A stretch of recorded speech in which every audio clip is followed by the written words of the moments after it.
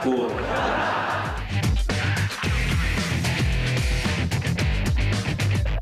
Nggak usah takut, presidennya nggak diktator kok.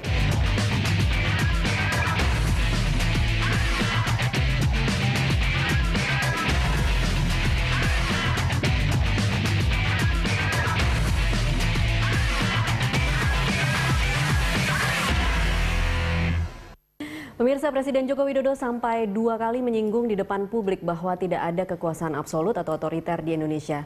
Jokowi pun merasa heran atas isu yang menerpa dirinya, sebab ketika awal menjabat, Jokowi sempat diterpa isu dirinya tidak tegas, kelemar-kelemar hingga Presiden Deso. Namun kini isunya justru berbalik, Jokowi dituding otoriter. Untuk membahas topik ini telah hadir di studio kami anggota Dewan Pertimbangan Presiden Wantimpres Sidarto Danusubroto dan juga pakar komunikasi politik Gun-Gun Herianto. Selamat sore Pak Sidarto. Selamat sore. Selamat sore juga Mas Gun-Gun. Terima kasih sudah hadir di studio kami.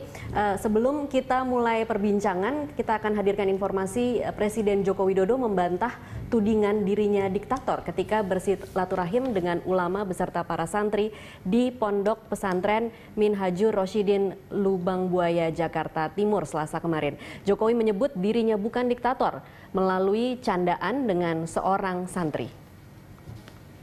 Ini nggak usah takut. Grogi, Pak. Nggak usah takut, presidennya nggak diktator kok.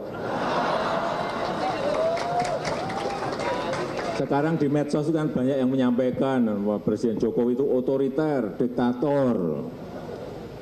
Masa wajah saya kayak gini, wajah diktator. Iya, saya akan langsung ke Mas Gun-Gun ini untuk menanyakan. Sempat 2-3 kali disebut atau sempat juga diklarifikasi tapi dengan teknik bercanda. Apa maksud jawaban-jawaban Jokowi seperti ini? Ya, pertama kita harus melihat gaya berkomunikasinya Pak Jokowi ya. Gayanya itu kalau dilihat dari komunikasi politik, gaya kesetaraan, equalitarian namanya, equalitarian style. Jadi dia mencoba untuk menurunkan tingkat atau derajat sesuatu yang serius itu menjadi sesuatu yang candaan. Dan ini sebenarnya gaya atau kekuatan komunikasinya Jokowi. Beda dengan SBY, SBY itu structuring style. Jadi senang dengan sesuatu yang berstruktur, yang kemudian pasti, nyaman, dan dia lebih komunikatif. Oke, ada yang bercanda, tapi ada juga yang dijawab dengan cukup serius. Kan tidak mungkin di negara kita ada otoriter begitu. Iya, saya baru bicara gayanya, kemudian yang kedua substansi pesannya. Kalau substansi pesannya ini sebenarnya serius, karena semacam counter narasi. Meskipun gayanya sederhana, tetapi sebenarnya kontennya itu serius. Bahwa masa muka seperti ini diktator gitu kan, seperti candaan, tetapi sebenarnya menjawab beberapa teknik yang sekarang sedang diarahkan kepada dia. Teknik yang sering sekali muncul belakangan adalah name calling, pemberian label buruk pada Jokowi. Kan diktator itu label buruk loh, serius itu. Karena gaya kepemimpinan otoriter, tirani, diktator itu satu klaster, satu kelompok. Biasanya orang yang kemudian diktator itu gaya komunikasi politiknya nggak model Jokowi, tapi lebih pada controlling style. Jadi gaya yang mengontrol dan dia berada di puncak power. Biasanya orangnya berkomunikasinya linear searah. Sementara Jokowi sampai hari ini menurut saya tidak di controlling style, tetapi lebih di gaya kesetaraan. Bahwa keputusan-keputusannya beberapa waktu belakangan itu muncul polemik, itu bagian dari dialektika relasional. Bahwa pasti ada ketegangan-ketegangan dalam memimpin, tidak semua orang puas, tidak semua orang suka, misalnya soal undang-undang pemilu, kemudian perpu ormas. Tetapi Jokowi masih menyediakan atau memberi ruang. Misalnya, itu bisa dibantah lewat misalnya taruhlah Mahkamah Konstitusi, judicial review ke Mahkamah Konstitusi, pun itu bisa juga dibahas nanti kalau perpu di DPR. Jadi itu yang menurut saya instrumen itu harus dilihat, jadi jangan sampai kemudian kita oversimplikatif. Misalnya memberi name calling teknik tetapi tidak faktual.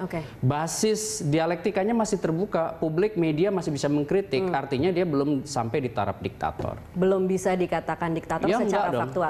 Tapi seberapa penting sih kemudian di counter balik, Mas Gun-Gun? Apakah isu itu memang cukup penting untuk dijawab kembali oleh Jokowi atau sebenarnya dibiarkan saja juga sebenarnya tidak apa-apa? Sebenarnya begini, Kalau dalam komunikasi, sesuatu yang kemudian direplikasi, kemudian sesuatu yang diredistribusikan pesan itu lama-kelamaan akan membentuk yang disebut konstruksi realitas. Ya.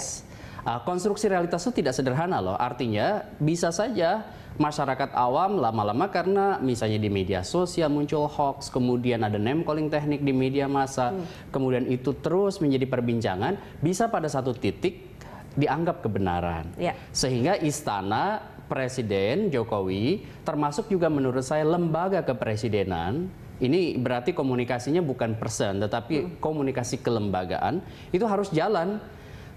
Kan istana tentu Pak Darto tahu persis, itu harus mempunyai yang disebut narasi tunggal istana. Dan narasi itu setahu saya, Pak Jokowi pernah mengimpreskan juga, dan itu menjadi tugas Kominfo, yaitu komunikasi publik. Nah, komunikasi publik itu penting di era sekarang karena apa? Bukan hanya media massa, tetapi ada kanal-kanal warga yang kalau kemudian counter narasinya kalah cepat, misalnya yang terjadi sekarang kan seringkali komunikasi istana kalah cepat, sehingga strategic communications itu menjadi kalah sehingga opini terbentuk itu bisa menjadi negatif. Padahal menurut saya Jokowi punya dua hal. Pertama kerja, yang kedua komunikasi atas kerja. Kalau yang pertama bagus, tetapi yang kedua jelek, komunikasi atas kerjanya jelek, itu akan membentuk yang disebut dengan opini yang negatif baik bagi presiden maupun bagi pemerintahannya. Oke, baik, saya ke Pak Sidarto. Pak Sidarto, kalau dari istana sendiri, One Team Press, bagaimana memaknai isu diktator yang kemudian dijawab dengan signifikan oleh Jokowi sebanyak 3 kali? Ya, saya mengalir dengan apa yang disampaikan oleh Pak Gudrun ya. Bayangkan sejak reformasi ya, ini negara Indonesia ini termasuk negara yang paling demokratis di dunia. Free media, bagaimana keseimbangan kekuatan eksekutif, yudikatif dan legislatif, ya nah. Tidak ada, masing-masing punya power yang tidak bisa dicampuri. Jadi kalau kita tengok Myanmar, di mana Suki menang 86%, tapi di situ ada 25 junta yang duduk di DPR. Bagaimana Thailand di kudeta sampai belasan kali, Laos, Kamboja, Filipina. Wah, di negara berkembang ini yang kelas demokrasinya kayak Indonesia dan kebebasan persnya seperti Indonesia ini barang langka itu, barang langka. Jadi untuk seorang presiden terpilih di Indonesia, itu dia harus betul-betul orang yang super sabar, super apa itu namanya, ya menghadapi semua yang sekarang ruang publik ini dominated by haters ya, dominated by hoax, haters, macam-macam itu betul-betul tadi Pak bilang, kalau negatif ini terus dibombardir, lama-lama persepsi publik juga demikian ya.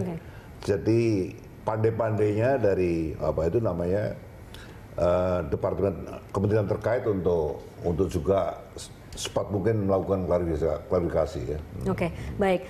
Saya kembali lagi ke Mas Gun-Gun. Mas Gun-Gun, kalau ini sebenarnya kalau dilihat timelinenya lebih ramai kan di sosial media. Betul. Presiden Jokowi kan sebenarnya punya instrumen di sosial media. Kenapa ini harus kemudian dibawa justru diungkap ke publik dan masuk ke media mainstream justru? Itu menurut saya sebagai bentuk peneguhan.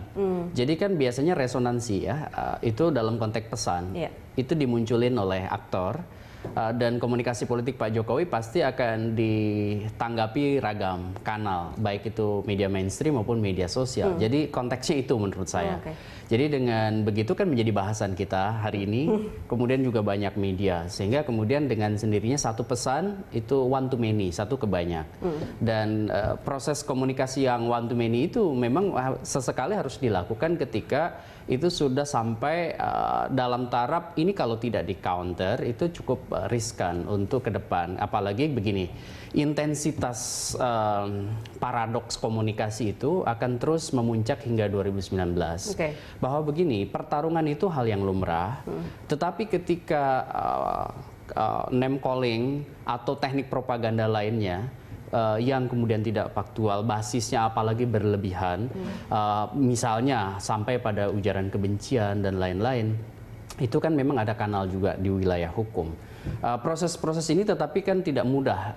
Seorang presiden betul tadi di era seperti sekarang yang sangat terbuka dan basis serangan itu menjadi luar biasa gitu karena ada extended message ya, jadi lewat kanal-kanal warga tadi. Itu yang kemudian mengharuskan presiden bukan hanya pribadi.